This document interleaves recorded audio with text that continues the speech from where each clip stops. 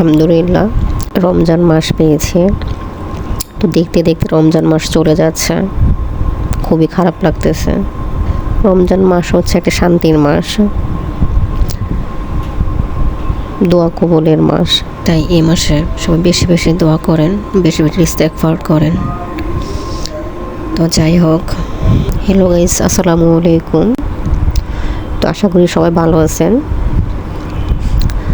তো আপনাদের জন্য নতুন একটা ব্লগ নিয়ে চলে আসছে। তো আজকে ইফতারিতে কী ছিল সেটা আপনাদের সাথে শেয়ার করব, কি কি তৈরি করলাম। তো আজকে ইফতারিতে ছিল ডিম চপ, এরপর বেগুনি, পেঁয়াজও। তো এগুলো যত সম্ভব বাসায় বানানো ট্রাই করি। বাহিরের জিনিস খাই না বললেই চলে। তো এই তো মোটামুটি আলুর চপ, ডিম চপ, বেগুনি সবই রেডি। তো ভাবি প্রতিদিনই আপনাদের সাথে ইফতারে শেয়ার করব যে কী তৈরি করলাম। তো মোটামুটি ভিডিও প্রতিদিনই করে ট্রাই করি, কিন্তু দেওয়া হয় না সময় স্বল্পতার জন্য।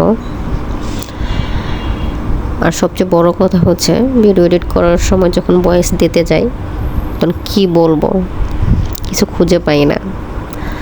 আমার মতো যারা নিউ আছেন তারা হয়তো এই টাইপের সমস্যাগুলো সমস্যার সম্মুখীন হচ্ছেন।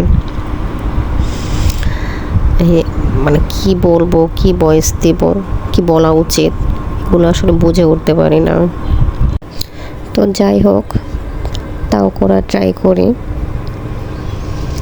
ভালো হোক খারাপ হোক। তো আমার বিশ্বাস যে খারাপ থেকে আস্তে আস্তে ভালো কিছু হবে। তো আমরা আবার ইফতারি করার পর অনেকে আছে যে ইফতারি করে রাতে আবার এক্সট্রা খায়। আমাদের আবার ওইটা হয় না, ইফতারিতে যা খাবো ওইটাই, পরে আর খাওয়া হয় না আবার সেহেরিতে। বাট মেহমান আসলে সেটা হচ্ছে আলাদা ব্যাপার, কারণ আমরা হয়তো বা খাই না, কিন্তু গেস্ট তাদের খাবার দিতে হবে। তো আজকে সন্ধ্যা রাতের জন্য বোনা খিচুড়ি তৈরি করেছে মাংস দিয়ে, কারণ বাসায় গেস্ট ছিল তো তাদের জন্য। সবার জন্য রান্না করতে ভালোই লাগে, তো আরও বেশি ভালো লাগে যখন খেয়ে সবাই প্রশংসা করে। তখন মনে হয় যে না, আমার কষ্টটা সার্থক হয়েছে।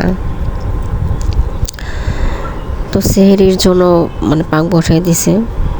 তো সেহরি কী কী রান্না করলাম সব ভিডিও নেওয়া হয় নাই আসলে।